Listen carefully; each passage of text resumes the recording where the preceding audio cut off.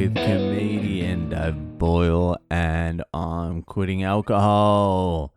So it's done. It's official. I quit my job today. I told the boss, I said, listen, you can take your fucking heat gun, you can take your fucking membrane, and you can shove it up your fucking...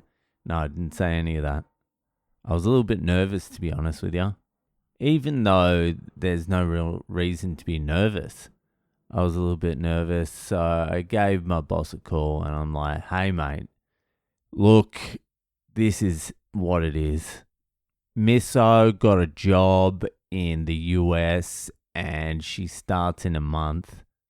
Wants to go to India first. So, look, I'm going to have to tell you I'm done. And then we had a little chit chat. And then he goes, when are you thinking about winding it up then? And I'm like, well, I had planned to work all next week, but things are getting pretty fucking hectic. Got to be out of the apartment on Wednesday. Got a ton of shit to do. So I was going to take all next week off. And then stupidly, I said, unless you're in a hard spot, and I'll come in if you're in a pinch, but I was going to take the rest of the week off. He's like, fuck, you reckon you can come in Monday, Tuesday? And I'm like, yeah, all right. I'll come in Monday, Tuesday. They will be my last 2 days of work. Bada bing, bada fucking boom, I'm out. It was a relief, actually, because now I have some fucking light at the end of the tunnel. So after speaking to my boss, I went back into the lunchroom and I'm like, boys, it's over. I'm done. They're like, what are you talking about? What's he talking about? I'm like, my waterproofing days are over, boys. Last day is going to be Tuesday and then I'm fucking out of here. They're like, what's he talking about? Is he off his head? I'm like, I'm moving to the US of A. I bleed the fucking stars and stripes. They're like, he's lost his fucking mind. What's he fucking talking about? I'm like, no, boys, I'm out of here. I'm done. My waterproofing days are completely over. Then I explain to them what's going on.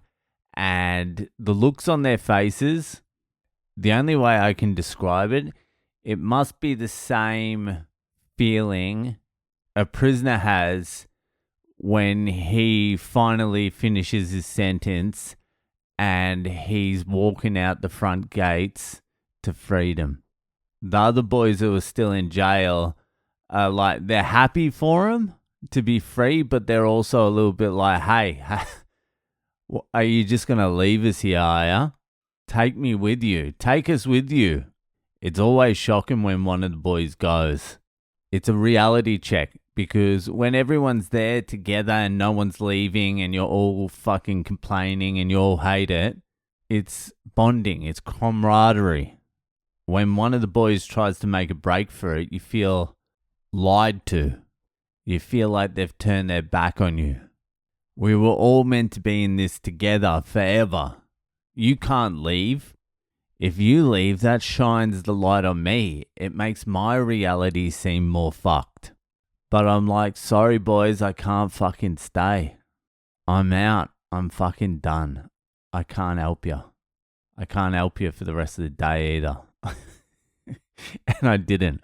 After lunch, I went downstairs and I sat on a roll of geofabric, which when it comes in the full roll, it's like a cushion. It's like a nice fluffy cushion.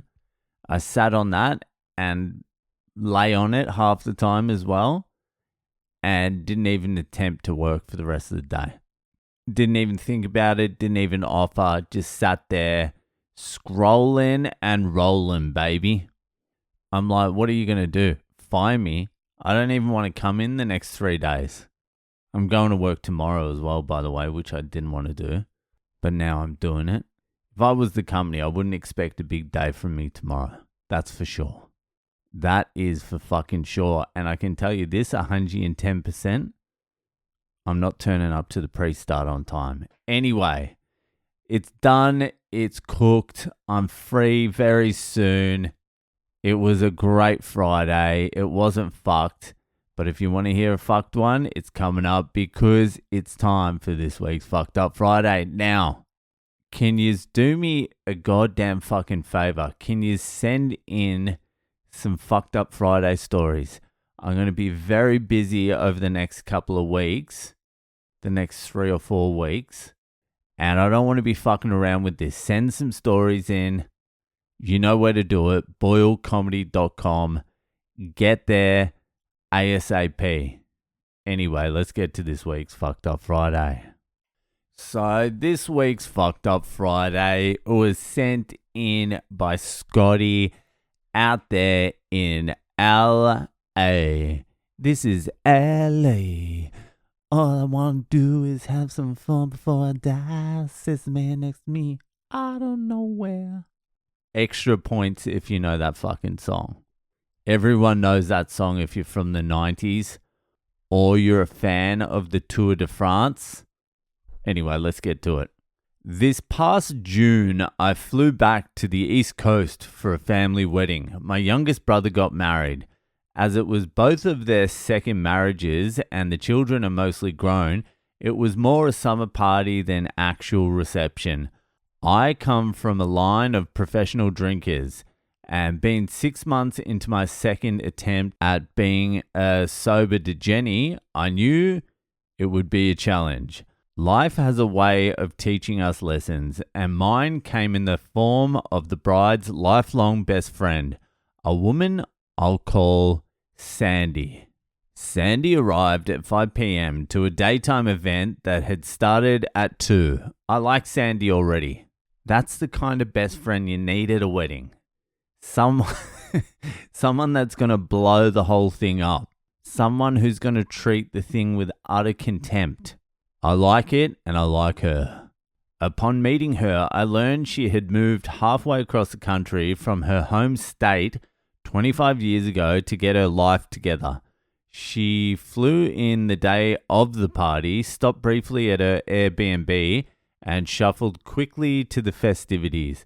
The last thing she said to me before jumping in with everyone was, "You know, I haven't had a drink in 25 years."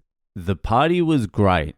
Beautiful weather, a band that was perfect, a barbecue truck, and plenty of booze to go around.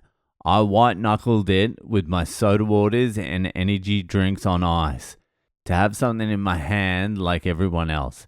An hour after arrival, I saw Sandy dancing in front of the band. It wasn't the dance of a normal person. Fuck, has Sandy broken her 25 years?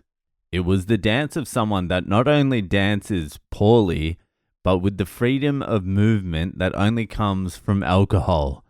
A lot of alcohol. As we were outside and under a tent, I couldn't quite see what was going on.